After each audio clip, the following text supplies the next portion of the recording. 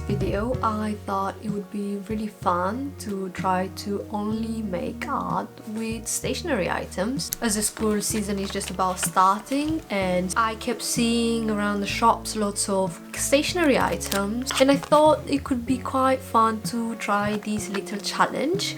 I've got a few different types of supplies, so I went for some highlighters, some markers. I even managed to find some fountain pens, and I really had the job trying to make this work. This came from my partner's mom, and she had them sitting around for years, so some of the ink was completely dried off, and I spent about an entire evening trying to make these pens work, and they do now, so I'm really happy about that.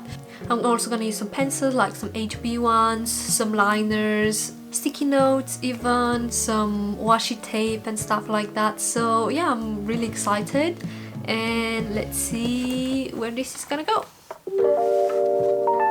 So I thought we can start with the swatch page and see all the materials I have and how they look on paper and what we can do with them.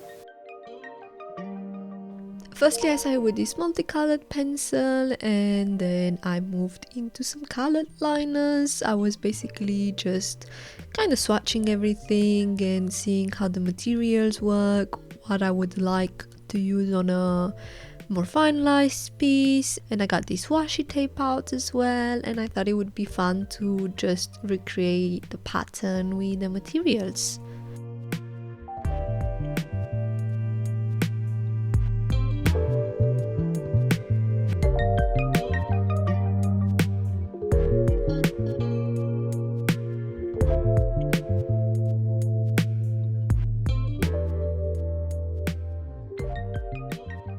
When it comes to highlighter, I do quite like using them in my art from time to time. The only problem is sometimes they can bleed through the paper, so they can be a bit trickier to use.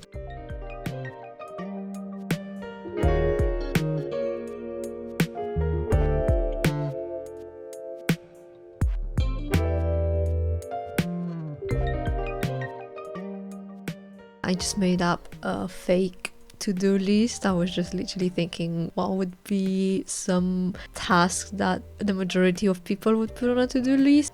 So that's why I choose these ones, and then they kind of have a little secret behind them.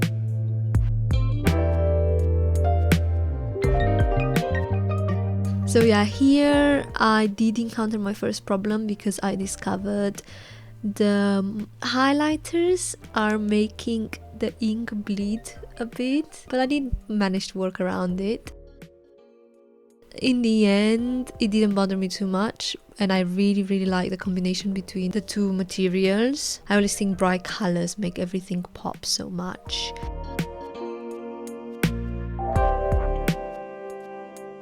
Then I had to go with a bit of calligraphy. It's been a while and I didn't realize how much I missed it. It makes your writing look so pretty and kind of posh, so I'll definitely keep doing that.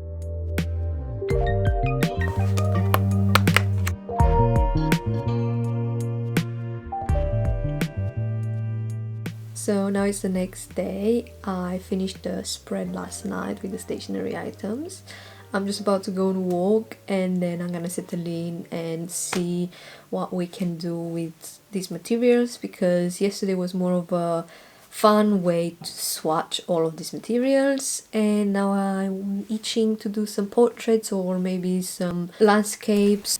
Okay, so this would be the reference picture, and I think I'm gonna go with some fountain pens and then see what to do about the background. I did have a very faint pencil outline of this sketch because I wanted to make sure the composition is in the right place, and then yeah, I just went on top of it with the fountain pen, and I really wanted to make sure my lines are not too wobbly, and then I have more decisive lines. I did struggle a tiny bit with it at the beginning because I wasn't quite sure if it looks any good, but once I started adding the shading and all the little details, I think it pulled the whole drawing together and I had lots of fun doing it. I did go for a bit of a more simplistic style, and I would like in the future to do something a bit more complex, a bit more shading, more different planes, and to try to really work on the contrast, because I did think it kind of looks a bit flat, and I would be intrigued to see how I can make that work.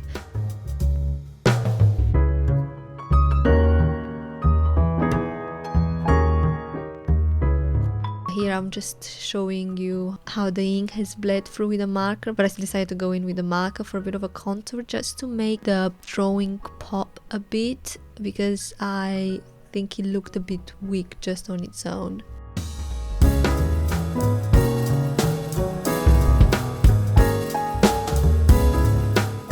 And then I wanted to take the colored liners out.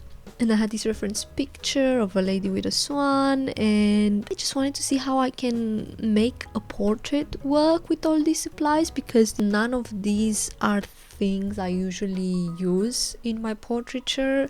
I like to use a lot of colored pencils and watercolors and gouache, so it was very interesting. It was quite challenging again with the contrast and trying to get the marks to show the planes of the face. I definitely would like to do it a bit more refined, and it would have been nice to have just a couple more shades of the pink, but in the end I am quite happy with the end result. Okay, so from this I learned that I really like fountain pens, which it's so funny because I haven't touched one of these in about 7 years, but it feels really nice to draw with and I really like using the ink, so maybe this could be nice for a few Inktober spreads or something, but we'll have to see. And yeah, it was a bit challenging because I like to have backgrounds in a lot of my work, and I usually use like some watercolor or some gouache, and here it was kind of more difficult. Like the only thing I could do was use highlighters or markers, but they did bleed through the pages and I didn't want that at all, so I tried to get a bit creative. But yeah, I'm quite happy with the whole stationery spread. I did enjoy the portrait with the lady holding the swan, which was actually part of a collaboration between me and another artist on Instagram. So if you want to see some more fun stuff like that, definitely check this handle here. And yeah, that's it for today. I really hope you enjoyed this, because I did, and I definitely discovered some new materials, and I hope I will see you in my next one. Bye!